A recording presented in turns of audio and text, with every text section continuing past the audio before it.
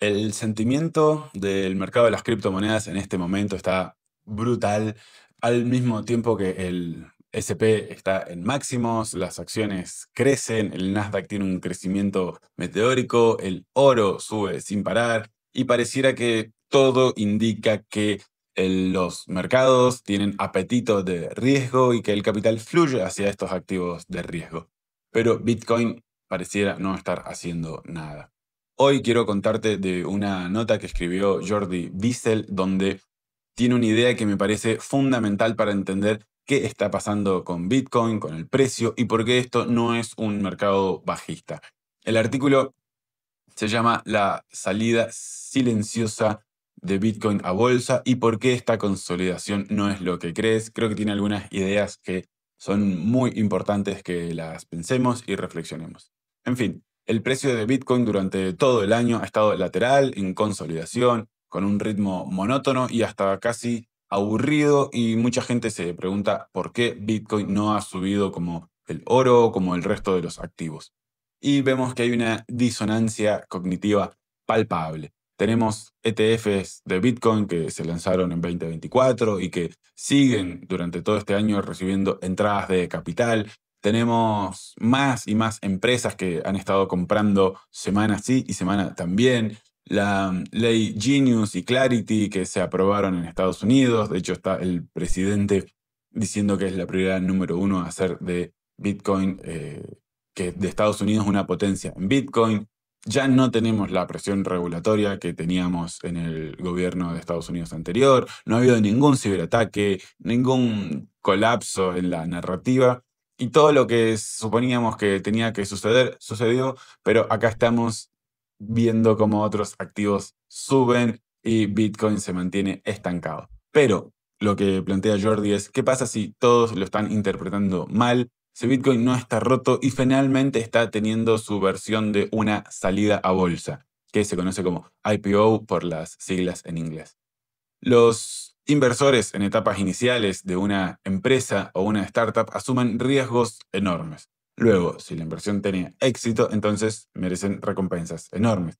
Pero a la larga esto es crucial, ya que es cuando se materializan estas ganancias, y para esto ellos necesitan liquidez, necesitan una salida y poder diversificar. En el mundo tradicional, este proceso se conoce como una salida a bolsa y es el momento en el que los primeros inversores obtienen beneficios, los fundadores se enriquecen, los inversores de capital riesgo devuelven su dinero. Recordemos que hasta ese momento los fundadores suelen estar trabajando gratis, los inversores poniendo capital, pero hasta que no llega este momento no pueden ganar dinero.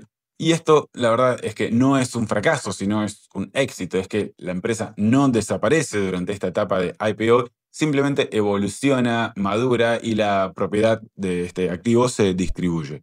Bitcoin nunca tuvo una salida a bolsa tradicional porque nunca fue una empresa, pero las fuerzas económicas no desaparecen porque la estructura sea diferente, simplemente se manifiestan de forma distinta.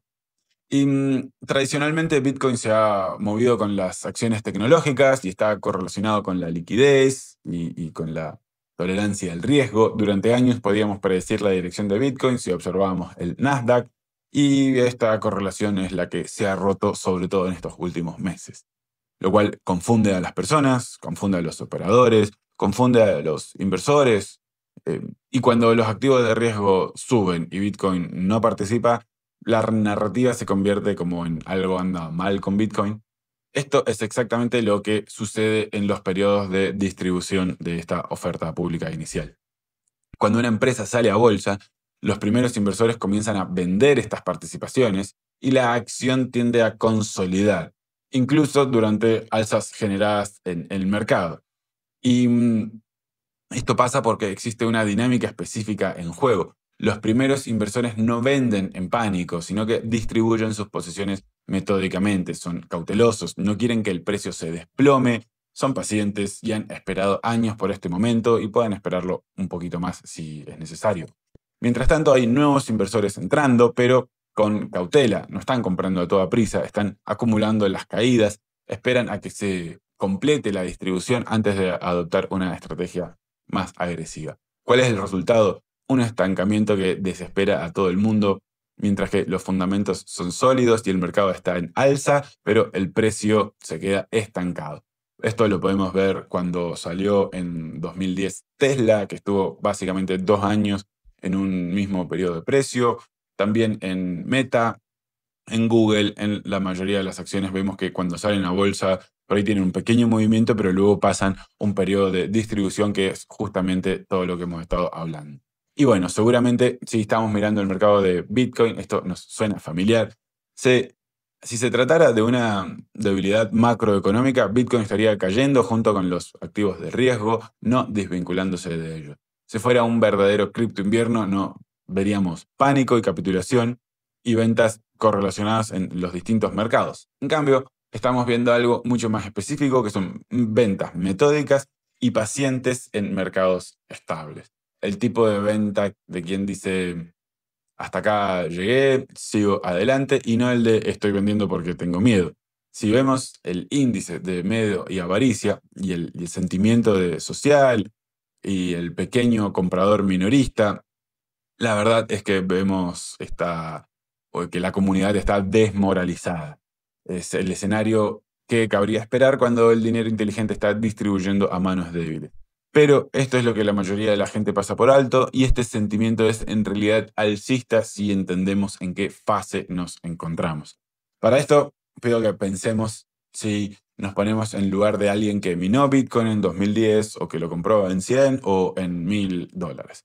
Y ha pasado por el hackeo de Mt. Gox, de las prohibiciones de China, del mercado bajista del 2014, 18, del 2022, del COVID que cayó 50% en un día, de la incertidumbre regulatoria y los medios de comunicación diciendo que Bitcoin se iba a cero, y todo esto por más de una década. Y creyó en Bitcoin cuando el resto del mundo no lo hacía, se arriesgó y ganó. Bitcoin superó con creces las expectativas más optimistas.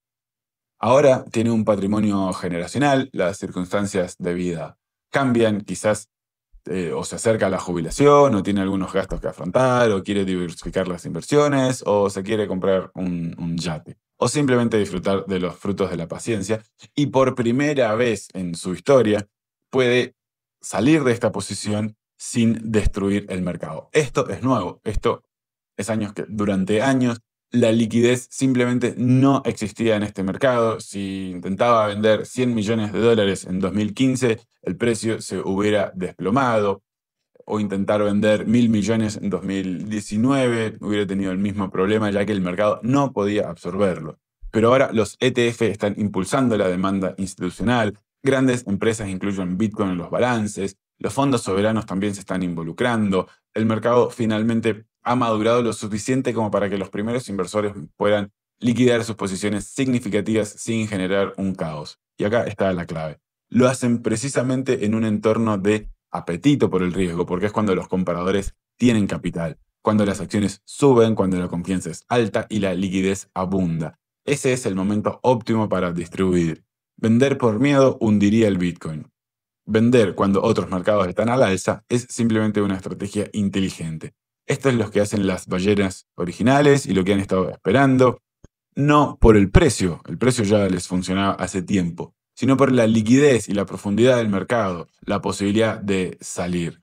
Al día de hoy pueden decir misión cumplida, Bitcoin ha demostrado su valía y ahora les llegan las recompensas. Pero también puedo escuchar a los escépticos diciendo que pareciera que estamos justificando un mercado bajista antes del final del ciclo de 4 años. Y ok, desde entonces esto es fundamentalmente diferente. Los mercados bajistas se impulsan por el miedo, las condiciones macroeconómicas y la pérdida de la fe en la narrativa subyacente, como fue en 2018 o 2022. Las plataformas de intercambio colapsaban, todo el sector parecía fraudulento, la gente vendía porque pensaba que Bitcoin se iba a cero.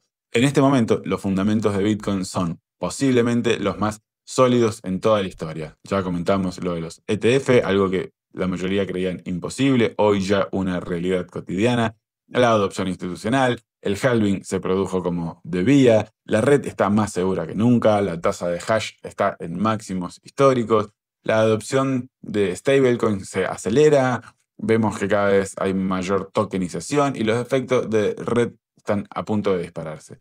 Los sueños cripto finalmente se están convirtiendo en realidad. Los vendedores no venden porque hayan perdido la fe, venden porque ganaron. Y esta es la distinción crucial. En un mercado bajista no hay compradores, el precio se desploma porque todos quieren vender y nadie quiere comprar, pero fijémonos lo que ha estado realmente pasando. Bitcoin está consolidando, no desplomando. Cada caída genera compras, el precio no está alcanzando nuevos mínimos, se mantiene en un rango. Los compradores sí están entrando al mercado, pero no de forma agresiva ni impulsiva, están acumulando con paciencia, esperando a que se complete la distribución. Este es el patrón exacto que se observa tras una gran salida a bolsa cuando finalizan los periodos de bloqueo. La acción no se desploma, sino que consolida. Los primeros inversores venden y los nuevos inversores a largo plazo acumulan participaciones. La propiedad pasa de unos visionarios hacia las instituciones. Y esto es normal, esto es saludable. Así es como se ve el éxito. La empresa no fracasa durante esta fase, el activo no se pierde, lo que ocurre es un relevo generacional. Los inversores iniciales ceden ante una nueva generación de accionistas que compraron a precios más altos y tienen horizontes temporales diferentes. Bitcoin ha pasado desde los cypherpunk a las instituciones, de los idealistas libertarios a los tesoreros corporativos, de los creyentes a los fiduciarios que gestionan miles de millones. Ni bueno ni malo, es una simple evolución, simplemente el ciclo de vida natural de un activo que realmente tiene éxito. Los primeros inversores asumieron riesgos enormes cuando Bitcoin pudo haber perdido todo su valor. Hoy ganaron, triunfaron. Bitcoin es ahora un activo de miles de millones de dólares, reconocido por las mayores instituciones financieras del mundo. Y están disfrutando sus merecidas ganancias.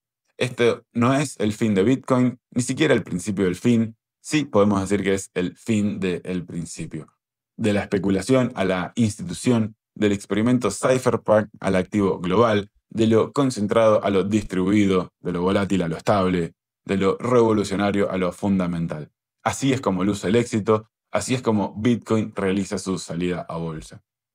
La consolidación puede ser frustrante, la divergencia con respecto a los activos de riesgo es desconcertante, pero los fundamentos son más sólidos que nunca y la estructura de la distribución de las tenencias de concentrada, fragmentada, es precisamente lo que Bitcoin necesita para pasar de ser un experimento revolucionario a un activo monetario duradero. Los grandes inversores originales están aprovechando su momento de liquidez, dejémoslo, se lo merecen, y lo que dejan atrás es un Bitcoin más fuerte, más distribuido y más resistente del que acumularon. Esto no es un motivo para desesperarse, es un motivo para acumular. Hasta la próxima, muchas gracias.